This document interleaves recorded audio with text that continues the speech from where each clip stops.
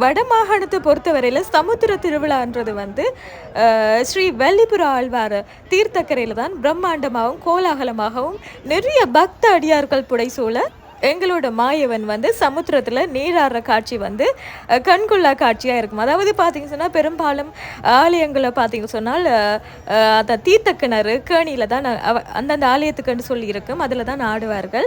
இது வந்து பார்த்தீங்கன்னு சொன்னால் கடற்கரையோரமாக வந்து அருள் பாலிக்கிறதால வந்து மிகவும் கோலாகலமாக வல்லிபுரத்தாழ்வார் சமுத்திரத்தில் நீராடுற காட்சியை கண்டு கழிக்கிறதுக்கண்டு சொல்லியே பலதரப்பட்ட மாவட்டங்கள் ஊர்களில் இருந்து பக்த அடியார்கள் வந்து சேருவார்கள். பார்த்தீங்கன்னு சொன்னால் எவ்வளவோ பேர் வந்திருக்கணும்னு பார்த்தீங்களோ, கண்கொள்ளா காட்சி என்னன்னு சொல்லணும். மாயவன் தீர்த்தமாடி முடிச்சிட்டார். ஆனால் இந்த கடலில் வந்து நீராடும் போது கொஞ்சம் கவனமாக நீராடணுமேன்னு சொன்னால் இன்றைக்கே பார்த்தீங்கன்னு சொன்னால் இந்த சமுத்திர திருவிழாவில் வந்து மாயவன் நீராடி முடிஞ்ச பிறகு நீராடின ஒரு வயோதிபர்